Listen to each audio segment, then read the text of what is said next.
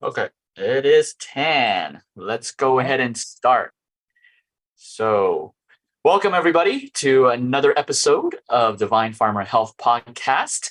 I'm Jimmy, the Active Sensei, and I've got my partner Chris, nutritionist, and we're ready to continue to talk. What are we talking about today, Chris?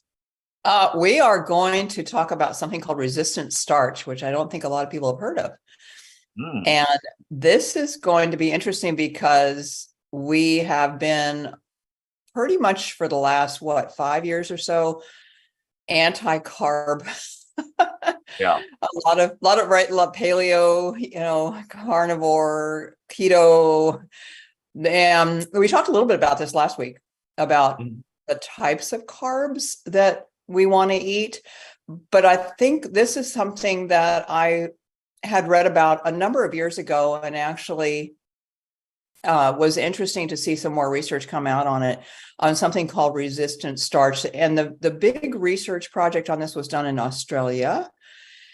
But one of the doctors involved in this said that he felt that this was some of the research that would be going on more and more because of the obesity and diabetes epidemic. So I thought this would be really interesting to share. And so let's talk about what does it look like. First of all, it is a carb, but it acts like a fiber.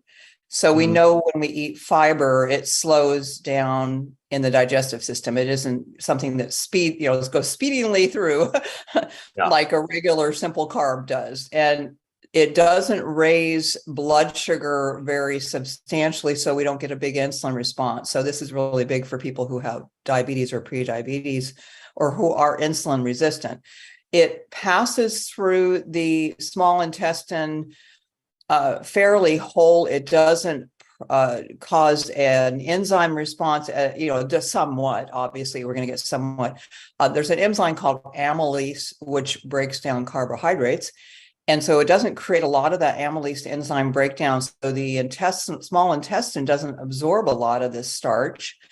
And so therefore it ends up in the large intestine, the colon, as a prebiotic. And I want to kind of dive into that a little bit towards the end here, because I get questions a lot about what are prebiotics and what food are they in. So it ends up in the large intestine, and it gets fermented by the gut bacteria, which we want. We want to get things fermented down there and grow those good gut bacteria. So what is resistant starch and where does it come from? So this is Yeah. probably going to be a really interesting thing for some folks. So what it is it's regular food, and I'll tell you what it is in a minute, what kind of food, that you let cool down before you eat it. Okay, so we're talking white potatoes, mashed potatoes. Mm, Okay, if you let those cool down before you eat them, they turn into what's called a resistant starch. Somebody's going hallelujah right now, because if they could have mashed potatoes, even if they're cold, they'll eat them, right? yeah. White rice is another one. Let it cool down, and when you eat it, it's going to become what's called a resistant starch. Rolled oats. So you could make oatmeal and let it cool down, or you could maybe make like granola, right? And eat it as a more of a cold cereal. I don't like the store-bought granola. It's really full of sugar, but I have a great Hmm. granola recipe. Beans are another one, but beans are pretty high in fiber anyway. But if you let them cool down, they're going to be really resistant starch. And I might mention here that it doesn't have to be ice cold. Okay. It's just not steaming hot. So it would be more like lukewarm. The food would become lukewarm when it starts to get into that changing of that starch in it. Pasta. And that's usually a no-no, right, for someone who wants to lose weight or wants to watch blood sugars, but you can let that cool down as well. And then the other one they tested was frozen peas. So frozen peas, but you could probably use fresh peas. I'm sure it would be the same thing, but they're fairly high in fiber anyway. But those were the foods that they tested in this research study. Now you can buy something called potato starch, which a lot of companies like Bob's Red Mill, which is really common here in the United States, makes a potato starch. it's not something you want to mix up and like just chug it down. It doesn't taste very good. It's kind of like cornstarch, but you could add it to some foods and then it would add some of that resistant starch to the food. So it's just a very interesting research, I think, that is probably going to be more and more because we're seeing, I think, more and more research done for diabetes and pre-diabetes and insulin resistance and things like that. But I thought it would be kind of fun to share that today and then talk about this also being a prebiotic. So before I dive into prebiotics, did you have any thoughts on that, Jimmy? Well, yeah, I mean, because that's interesting. This is actually news to me, especially, white rice. So you're saying pasta, like white pasta, you just have it cool down. Yeah. Uh, so when you say cool down, are they talking about sticking it in the refrigerator or just letting it sit on the counter and it cool down that way? Yeah. Just letting it sit out and let it cool down. So think about this. What you could do is actually make things like pasta salad, right? Which would be cold. Or you could make something like potato salad, which is cold potatoes. Yeah. So there's some things you can do besides letting it just sit there and get cool. You can actually make another dish out of it, or you can make a rice salad, which I have some recipes for things like that, where you can add a lot of things to it and make it a nice summer rice salad. And so it doesn't have to be where you eat, you're waiting for it to cool down the counter. You can actually make a dish out of it. So it would be more like a cold salad dish or something like that. The frozen or the peas that I actually have a recipe for a pea salad. Yeah. So yeah, so that's kind of an interesting thought. It was just changing it up from thinking of eating it hot to actually eating it cold. I'm wondering, I mean, there's got to be some type of chemical change Yeah. that from heat to cold, something happens, which I'm not aware of. But actually, Yeah. there was a question, and it was a good question. So Dominic was asking, was this a double-blind clinical trial? I haven't looked that up. The research that I read, what I can tell you where it came out of. If someone wants to look it up, it's kind of a interesting study. I need to pull it. If maybe I won't take the time now. Maybe we can put that in the feed, but I can pull up the actual research that was done and the research facility that it was done at. But then the research scientists that I was referring to that had mentioned it being a lot more research being done around the world on this, I can certainly look up his name too and then have someone research that if they'd like. Yeah, what we Yeah. can do, make a note of this is uh, when you find out what research, we're going to post it Mhm. in our private Facebook group. So Yeah. for Yeah. those of y'all who want to know the details, that's another benefit of being in our private Facebook group. In order to be in our private Facebook group, you have to have joined one of our programs. So um, then there was another comment that, research, I think, research is flawed. And I tend to, so what Chris and I, we're just giving you options. We're Yeah. not saying that this research is the end all be all. I agree. Many research are flawed. Actually, many of the research that were done, years ago, they've had whistleblowers to prove. There was a research, not to get too far off topic, but there was a research back when, on I think it was fat. That there was the food industry was paying Harvard University to do a research to prove that fat was a cause of cardiovascular disease. So in that time, they were encouraging everybody to eat a low fat diet. And so what happened was everybody went from eating fat to eating sugar. Actually, it Yeah. was paid for by the sugar industry. It was paid for by the sugar industry. So that was in the 70s. We don't hear about that, the flawed research until 20, 30 years later when someone whistleblows. Mm. So my point of saying all this is, yes, research is probably flawed, but some is good. But how do we know? That you have to test it on yourself. So, Yeah. I mentioned before using a glucometer. So Yeah. everybody's body is different. So what we're saying is not going to work for everybody. So the best way is to assess your body, your own body. So when you're doing these recommendations, these options that Chris and I are presenting, you always want to monitor your own body. And the best way is using a glucometer, because a glucometer will tell you, hey, because if you eat it in like 30 minutes to an hour, it spikes your sugar. Okay, you can't be eating that, right? So Yeah. that's and then there's another question. I mean, there's another statement. So Summer Rain said, but TCM teaches us that warm foods are far better for digestion as opposed to cold foods that hinder digestion. And yeah, that's Hmm. absolutely correct. We're actually, that is 100% correct. Warm foods are always better. I always say warmth invigorates, cold stagnates. But I think what you're talking about is not necessarily cold. You're just saying cool down, less like room temperature. Unless you made a salad or something like that. Yeah, yeah, Unless you made a cold salad. And I will say this about digestion. Digestion is a huge process, right? So we have millions of people on antacids. That just tells you how bad our digestion is in this country. And that would be another whole nother topic. But if you have really poor digestion, it doesn't matter if you're eating warm or cold.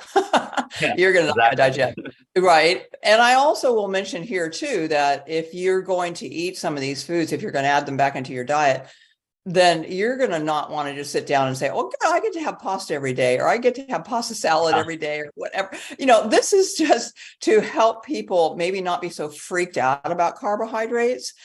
And I think we've gone the extreme on carbohydrates. Yeah, Like we talked about last week, we've gone completely the other opposite direction. It's just like you said about the fat. It went completely the other direction. And then that truly, Jimmy, what you talked about, that research was paid for by the food industry. And it led to the whole low fat craze, which has led to, I think, our diabetes and obesity epidemic. I think it's been 20, 30 years in the making, but I totally agree that research can be very flawed or very tweaked by the food industry. Yeah, yeah. absolutely. And then somebody asked, and when you heat it up again, well, that I don't know. That was not the research that I read. It was just about letting food cool down. I don't know what happens when you heat it up again. I don't know if it changes it back to. I'll add. So these podcasts, okay, let me just put a disclaimer. We are not dispensing medical advice. We are not telling you which research is good, which research is bad.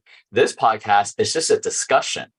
Mm-hmm. Chris read a research, we're discussing it, right? It's like a mastermind. So I want to set the right expectations. You're not coming to us to say, oh no, this is the proof that you should be doing this. That's not the point of this podcast. The point of this podcast is let's have a discussion about what's out in the market right now. And so we're not scientists, we're not experts, we're not going to dive deep into those research all the time, but we're going to bring up the topic because it's a topic that people are probably thinking in their brain, and we're just going to talk through this. We don't know everything, and we don't say that we know everything. But one thing you're going to get from us, you're going to get transparency. You're going to get exactly what we think. That's the benefit of this podcast. So I just addressed some of the comments in the chat. But let's go on. Let's continue. Yeah. So let's talk about prebiotics, because this type of starch is a prebiotic, and people often will ask, what is a prebiotic? I think this probiotic whole world has gotten very confusing for people. And I think I put a post up on our Facebook page yesterday. I can't remember, but talking about that, we have tens of thousands of bacteria in our gut. And so oftentimes clients will ask me, well, what's the best probiotic I should take? And I'm like, food.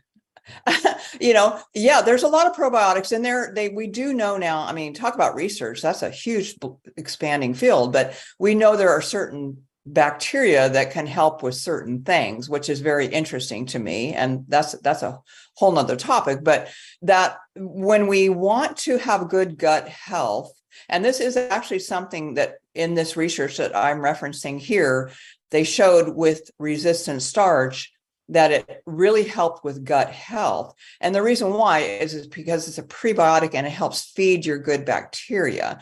So what we want to do, the ideal thing is to eat the food that will feed the bacteria. So we do a lot of things to destroy our good bacteria. And that would be, believe it or not, and I think this is probably number one thing is stress. Mm-hmm. And that there's been a lot of research on stress and the impact on the gut. And just think about this. How many people have had stress ulcers? Yep. Your thoughts can impact your gut health in a huge way. I know that there's people who, when they get stressed out, they get irritable bowel, right? They get dumping syndrome when they get stressed out. So our thoughts have a lot to do with our gut health. And we now know that they impact our good bacteria as well. So stress can impact our bacteria. Obviously, poor food choices will impact our bacteria, because if we're eating crap food, then we're not feeding our good gut bacteria, but we're also putting in food colorings and preservatives. And I put on our Facebook page today, it'll pop up later, about what's really in a Taco Bell taco. you know, or if you read, so this is pretty funny. I'm with my grandsons right now. And my youngest one he's definitely a carbohydrate sugar guy. I mean, he just, if he could eat that all the time, he would. But yeah. Good thing his parents don't let him do that. But he's with grandma right now. So I let him buy a box of Honey Nut Cheerios because that's his favorite thing. And he started reading the label. And he, even at 12 years old, he goes, "Oh, this has a lot of sugar in it. What is this name?" He couldn't even pronounce it. Right. So yeah. I thought that was really cool. So he, eating those kinds of foods will impact our gut bacteria. We won't be giving it the good food to help, reproduce the bacteria. And then also we'll be doing things to damage it and actually create a bad environment, like a yeast, too much fungus, these types of things. So we want to eat the foods that feed the good bacteria and keep it multiplying. And if you've ever been in a chemistry class and looked at bacteria under a microscope, it multiplies really fast. Yeah. It's very, very fast. So let's talk about some of the foods that are prebiotic foods. Onions and garlic are wonderful prebiotic foods. And before someone puts it in the feed, or maybe later on, there are some people that can't eat these foods, right? There's some people that are on very restricted diet. So obviously, if you know your diet and you know the foods you can't have, some people have allergies to, or intolerances to onions and garlic. But I'm going to just tell you the foods that are probably the top foods for feeding your gut bacteria. So onions and garlic are in there. Well, let me comment about that. So onion and garlic, yeah. So if I eat too much onion and garlic, it actually upsets my stomach. And so the way that I get around with it is I have to make sure I don't eat too much raw onion and garlic.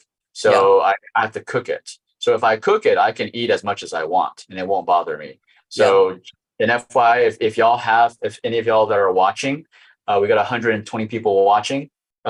If you love onion and garlic, which it's great for you and it upsets your stomach, I'm not talking about bad breath, okay?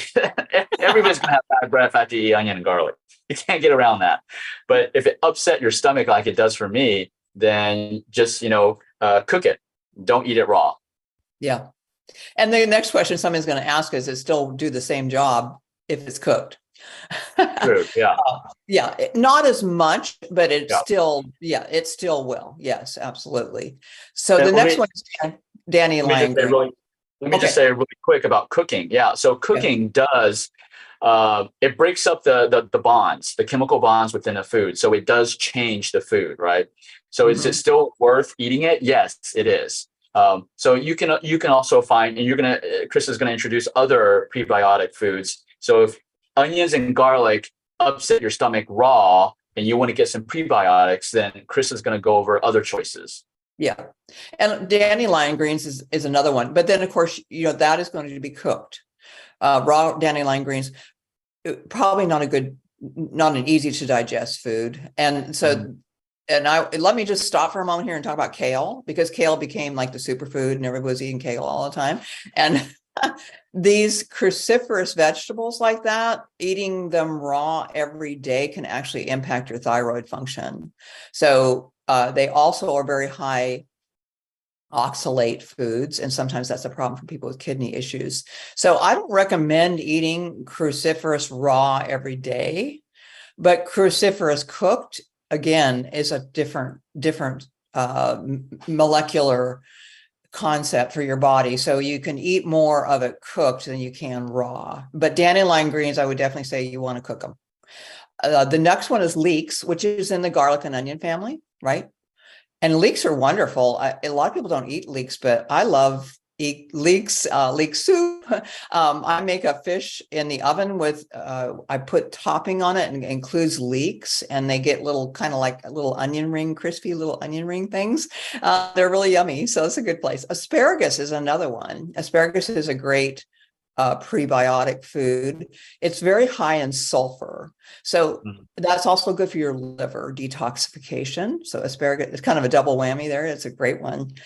Bananas on the green side. So not really overripe bananas, but bananas that are more on the green side are going to be better for the prebiotics. And apples are great, and they're full of apple pectin, which is a great fiber. Mushrooms. I actually did a video for a short video for us on shiitake mushrooms. And of course, in your culture, Jimmy, mushrooms are a big food, right? I mean, you eat a lot. We cook them in soup, stir fry, all types of mushrooms, not just shiitake, small, right, big ones. Mushrooms are like almost, I wouldn't say a staple, but it's commonly used. Actually, I wanted to comment about, it just came into my brain when you're talking about leeks. So leeks, we stir fry that with eggs. So in Asian culture, we stir fry that with eggs. We also make dumplings. So we mix it into the dumplings, and we make leek dumplings. And another thought came to my brain was, like, we're talking about the asparagus, leeks, garlic, like all of these foods, these prebiotics make something in us stink. Think about it, right? Because the garlic is like your breath stinks, leeks, your breath really stink, and asparagus, we all know your urine. Just funny. But they're, you know what? Garlic, onions, leek, and asparagus are sulfur foods. They're all high in sulfur, which is all really good for your liver detoxification. So I will tell people, if they, the asparagus thing, when you go to the bathroom and you smell, I said, actually, you're detoxing. That's a really good thing. It's helping your liver move it to the second phase of detox. So that's a really good one. Savoy cabbage is my last one I have for you. So Savoy cabbage, also the Asian culture uses this more than we do. But I love, you could stir fry Savoy cabbage. I have a Savoy cabbage salad that I loved. It's actually an Asian chicken salad that I make with Savoy cabbage. And most of the grocery stores have Savoy cabbage, but it looks kind of like more like a romaine head of lettuce. It's kind of a different shape versus we're used to seeing our round cabbage. But cabbage, I'm sure that was Savoy cabbage, but I'm sure cabbage in general. And again, that's something for some people that they don't digest well. Raw cabbage gives them a lot of gas. So I have I have a lot of recipes for cooking cabbage, and I'll do it even in my crock pot, or I'll do it as a stir fry. But cabbage is a wonderful food. Those are some of the top prebiotic foods. And there's been a lot of talk about fermented foods. Fermented foods are actually probiotics. They already have they help, with the good bacteria, but the fermented foods are wonderful as well, like sauerkraut and kimchi and kefir, your yogurt, as long as it doesn't have a bunch of sugar in it, right? Your plain yogurts and stuff like that. kombucha, which is a wonderful, I've actually made homemade kombucha. You can watch it ferment. It's pretty amazing.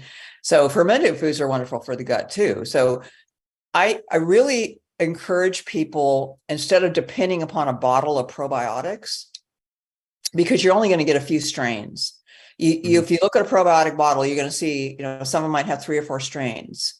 And we have tens of thousands of strains of bacteria in our gut. So the resistant starch is a prebiotic. And then a lot of these foods that I mentioned are prebiotics. So they are going to, I always say that you're sending down some lunch or dinner for those good bacteria. They want food, they want food. It's no different than your soil for a garden. If you're going to have a good vegetable garden, then you're going to want to put some good mulch in there, some good, cow manure or stuff like that in there, and help grow that there's lots of bacteria in that ground, right? So think about your gut as a garden. It truly is a garden. So those are some tips for having a good, healthy gut microbiome. Yeah, and I would say, if you ever make your kombucha, or make sure you film it, because it reminds me of like my parents. My parents make that, and so they do different types. Yeah, so they get these big glass jars, huge glass jars, and they'll throw vegetables, into it. Throw some probiotics, and one of the jars be vinegar, right? They'll use vinegar to soak it. The other one, they'll use like a minimum of 40 proof vodka. And so and basically, I believe we eat the ones that are in the vinegar, and then the ones that is in the vodka, when we go back to Taiwan, they'll give me a shot of it before I go to bed. And so, interesting. Yeah, growing up, I used to hate that when they do that, but now I see the benefit of it. And so, but they soak it for 3 months. So it has to be under a cabinet, closed doors, no light, right? It's anaerobic. So it has to be in a closed, dark space. So they soak it for 3 months before they even start, drinking or eating it. What's in it with the vodka? What do they put in there? Similar things. Just vegetables they throw in, they'll throw in, for example, even peels. Like you eat the fruit, they'll get a fruit, eat it, get the peel, and just throw it into the container. Yeah.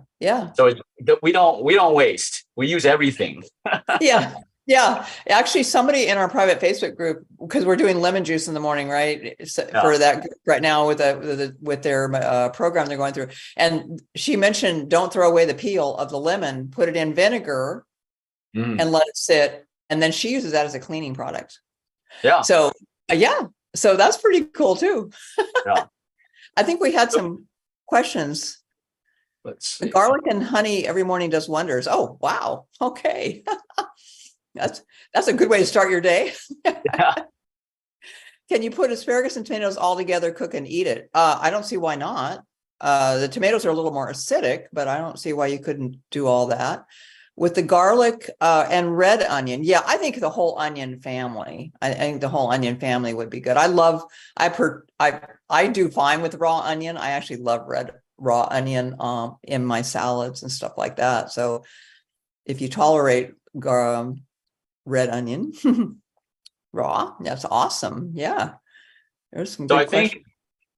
I think what this is my summary. This is my summary of the talk today, of the topic today. You definitely need to do prebiotics, probiotics, and here's the thing: you need to warn your family before you do the prebiotics. You need to warn them, because your breath is gonna stink, your pee is gonna stink, and you're probably gonna let out some gas. So you need to warn people, hey, I'm taking prebiotics, okay? That's funny. Yeah. And your body gets used to it though. Here's the amazing thing is that I think that a lot of people, when they first start on this, then we have all that rumbling going on and maybe some unpleasant smells, but you're killing off the bad overgrowth of any fungus or bacteria in the gut, and even like candida. And it when it dies off, it doesn't smell good. So hang in there, because if you're new to this, if you're adding this into your diet and you haven't really eaten a lot of these foods, you may have that die off happen. And, so maybe a week, give it a week. But the body adjusts. It's like eating legumes, right? If you don't eat them very often, they're really uncomfortable. But if your body's used to that kind of fiber, then, and there's some things you can do for cooking those. I won't go into that today, but to help with the gassy part of the legumes. But there are foods that your body will get used to if you've not had them in the diet very often. Yeah. I mean, our bodies are so resilient. Yeah. So that is it for today. Thank you for being on the podcast, being on our show.